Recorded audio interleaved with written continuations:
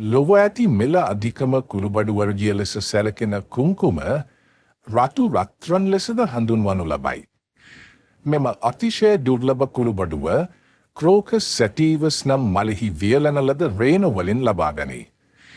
එක් කුංකුම මලක ඇත්තේ රතු පැහැති රේණු 3ක් පමණක් වන අතර කිලෝග්‍රෑම් 1ක කුංකුම නිපදවීම සඳහා එවැනි මල් 1,50,000කට අධික ප්‍රමාණයක් අවශ්‍ය වෙයි.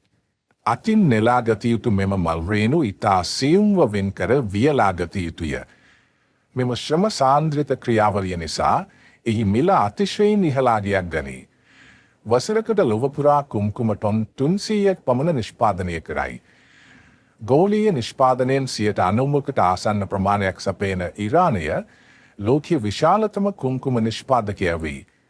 කුම්කුමෙහි අද්විතීය රසය, සුවඳ සහ රන්වන් පැහැ සඳහා ප්‍රසිද්ධය.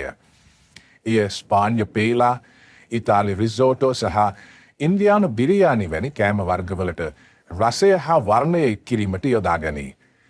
පුරාණ කාලයේ සිටම කුම්කුම ඖෂධයක් ලෙස රෙදි සායම් කිරීම සඳහා සහ සුවඳ විලවුන් සඳහා භාවිතා කර ඇත. ක්‍රිස්තු පූර්ව 7 වෙනි සියවසේ සිරියානු උද්භිද විද්‍යාත්මක නිබන්ධනයක පවා කුම්කුම පිළිබඳව සඳහන් වේ. ක්ලියෝපෙට්‍රා රෙජිනා තම නාන ජලයට කුම්කුම එකතු කළ බවටද ඉතිහාසයේ සඳහන් වේ.